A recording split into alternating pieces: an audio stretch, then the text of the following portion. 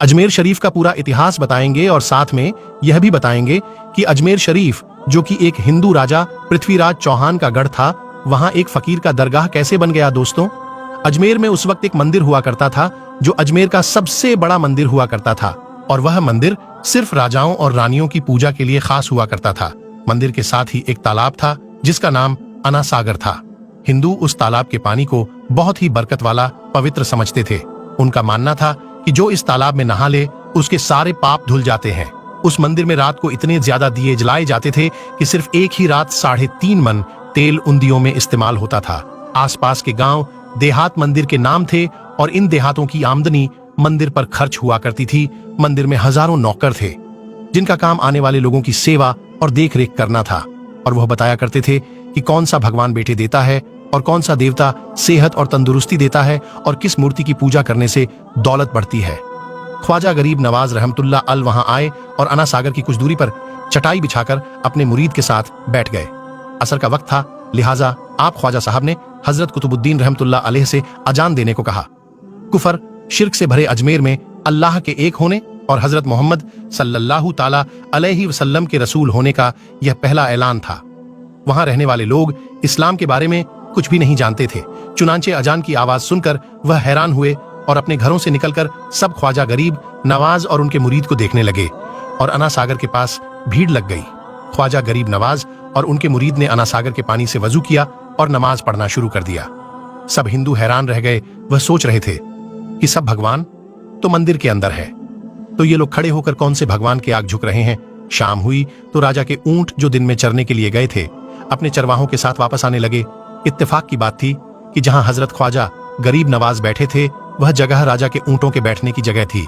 चरवाहों ने बाबा साहब से कहा कि ओ बाबा साहेब, यहां से उठिए, क्योंकि यह जगह राजा के ऊंटों के बैठने की जगह है।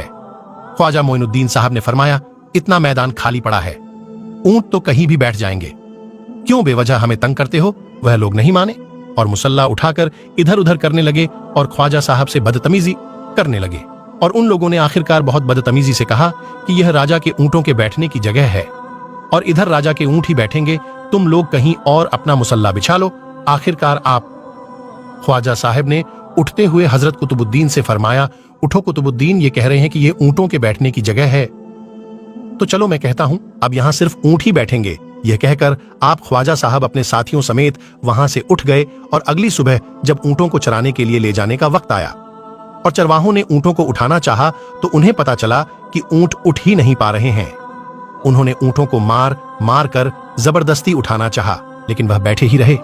चरवाहे परेशान हो गए कि जो ऊंट उनके एक इशारे पर उठ खड़े होते थे आज क्यों नहीं उठ रहे हैं। आखिरकार उन्हें याद आया कि कल उस बाबा ने कहा था कि चलो अब यहां ऊंट ही बैठे रहेंगे। लोग जमा होने शुरू हो गए। कोई कह रहा था कि फकीर कोई बड़ा जादूगर है, किसी का मानना था कि वह कोई भगवान का नया अवतार है। बात राजा पृथ्वीराज चौहान तक जा पहुंची कि एक मुसाफिर फकीर ने राजा के ऊंटों पर जादू कर दिया है। राजा ने हजरत ख्वाजा मोइनुद्दीन चिश्ती को खबर भेजा कि तुम कैसे फकीर हो जो बेजुबानों को बांध रखा है, ये बेचारे भूख और प्यास से मर जाएंगे, इसलिए मेहरबानी करके अपना जादू वापस ले लो। ख्वाजा साहब ने फरमाया, हम मुसलमान हैं और मुसलमान बद्दुआ नहीं करते और ना जादू करते हैं। ऊंट जिसके हुक्म से बैठे थे उसी के हुक्म से खड़े हो जाएंगे। अब जो जाकर चरवाहों ने ऊंटों को उठाया तो पहली बार में खड़े हो गए। गैर मुस्लिमों की दिलचस्पी इन मुसाफिरों में बढ़ने लगी। अब 5 वक्त की अजान होती और नमाज अदा की जाती। आखिरकार राजा तक यह बात पहुंच गई और उसको शिकायत की गई कि राजा साहब, जो फकीर आए हुए हैं सब के सब मुसलमान हैं, 5 वक्त अजान देते हैं और हमारे पवित्र तालाब में हाथ मुंह धोकर गंदा करते हैं, हमारे धर्म के खिलाफ बातें भी करते हैं और कहते हैं कि यह मूर्तियां पूजने के लायक नहीं, ये तो सिर्फ एक पत्थर है, इसलिए इन्हें यहां से उठा लिया जाए। राजा पृथ्वीराज चौहान ने फकीरों को खबर भिजवाया कि तुम लोग गोश्त खाते हो, हमारे धर्म के खिलाफ बोलते हो, और तो और हमारे पवित्र तालाब को अपने हाथ मुंह धोकर गंद करते हो, जो हम कतई बर्दाश्त नहीं कर सकते, इसलिए तुम्हारे लिए अच्छा होगा कि तुम यहां से चले जाओ। ख्वाजा साहब ने फरमाया, और भी तो दुनिया आती है, सिर्फ हमारे ही पानी लेने से आखिर क्या फर्क पड़ जाएगा। राजा कहने लगा, वह सब हमारे धर्म और हमारे मजहब के लोग हैं और तुम दूसरे धर्म के हो। आइंदा तुम लोगों ने तालाब को नापाक किया तो हम तुम लोगों पर सख्त कार्रवाई करेंगे। ख्वाजा साहब ने हजरत कुतुबुद्दीन रहमतुल्लाह अलैह से फरमाया, कुतुबुद्दीन शायद यह लोग आइंदा हमारे पानी लेने पर कोई परेशानी खड़ी करेंगे, जाओ एक मश्क पानी ले आओ। हजरत ख्वाजा कुतुबुद्दीन बख्तियार काकी ने फरमाया, चलिए हम अपना प्याला भर लेते हैं। उन लोगों ने उनको प्याला भरने से मना कर दिया, लेकिन फिर बाद में जाकर वह लोग इस शर्त पर मान गए कि तुम्हारे जिस्म पानी से ना छुए तो हम यह प्याला तुमको भरने देंगे। मेरे दोस्तों, हजरत ख्वाजा कुतुबुद्दीन रहमतुल्लाह अलैह तालाब की पर जा बैठे और अपने प्याले को पानी में डुबो दिया।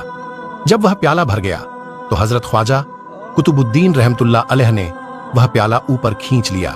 लेकिन फिर क्या था, जब वह प्याला पानी से बाहर आया, अना सागर का सारा पानी सूख गया और अना सागर की तह में सूखी रेत उड़ने लगी। मानो ऐसा मालूम हो रहा था कि अना सागर उस छोटे से प्याले में समा गया है। अना सागर को सूखना था कि पूरे अजमेर में कोहराम मच गया। मोहल्ले में चीख पुकार और आहों की आवाजें शुरू हो गईं। वह लोग रो रहे थे और कह रहे थे कि जो पाप हम अना सागर में नहाकर धोते थे और पापों से छुटकारा पा लिए करते थे, अब हम क्या करेंगे? अब हम पापों का बोझ कहां लिए फिरेंगे? सारे इलाके में यह खबर फैल गई कि मुसाफिर फकीर ने जादू के जोड़ पर अना सागर को सुखा दिया है। दोस्तों, जानते हैं आगे क्या होता है? आगे हुआ ये कि राजा पृथ्वीराज चौहान अना सागर के सूख जाने की वजह से बहुत परेशान हुआ।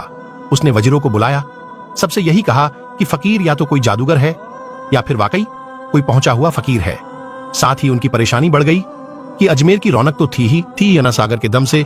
इसकी वजह से लोग दूर दूर से अजमेर आते थे और अपना ईमान ताजा करके लौट जाया करते थे। अना सागर के सूख जाने से हिंदू धर्म को सख्त धक्का लगेगा और यह बड़ी शर्मनाक बात थी। आखिरकार यह कहा गया कि फकीर से बात की जाए कि आखिर वह फकीर चाहता क्या है। अगर वह कोई ऐसी बात चाहता है जो हमें पसंद आए तो फिर हम उसकी बात मान लेते हैं और उससे माफी मांग लेते हैं। चुनांचे सब मर्द, औरतें और बच्चे जाकर फकीर की मन्नत करने लगे कि लोगों को इस परेशानी से छुटकारा दिला के मेहरबानी कीजिए, हम सबसे जो गलती हुई है उसे माफ कर दो। हम अपने पापों का बोझ लेकर कहां जाएंगे और कैसे सुकून पाएंगे, क्योंकि हम लोग उसी तालाब में अपने पापों का बोझ धो लिया करते थे। यह तरीका ज्यादा आसान था, लिहाजा तमाम लोग बाबा साहब रहमतुल्लाह अलैह के पास आए और बोले, बाबा तुम भी वजू कर लिया करना, लेकिन भगवान के वास्ते हमारा अना सागर हमें लौटा दो।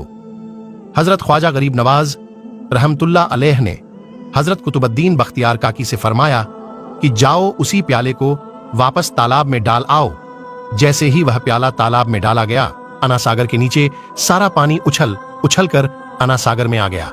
इस पानी ने कई दिलों को धो डाला। हिंदू कौम के इतिहास की किताबों में भी हिंदू इतिहास के लिखने वाले इस बात को मानते हैं कि उस शाम 32,000 गैर मुस्लिम कलमा पढ़कर मुसलमान हो गए। उन गैर मुस्लिमों के मुसलमान हो जाने से हिंदू पंडितों और आम हिंदुओं पर भी गुस्से का तूफान खड़ा हो गया और वह सोच में पड़ गए कि फकीर अगर कुछ दिन और रहा तो देवी देवताओं का नाम लेने वाला कोई नहीं रहेगा।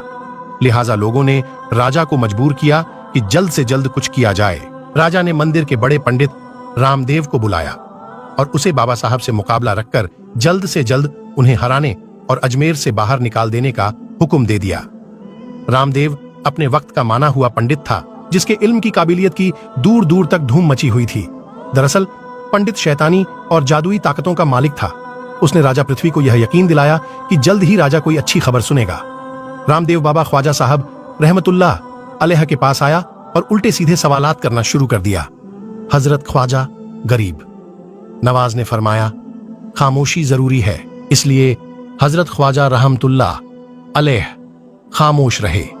जब रामदेव ने हद से बढ़कर शोर मचाना शुरू कर दिया तो हजरत ख्वाजा गरीब नवाज ने उसकी तरफ आंख उठाई और मुस्कुराकर फरमाया, रामदेव तू शोर मचा रहा है और मैं तेरे माथे पर ईमान का नूर चमकता हुआ देख रहा हूं।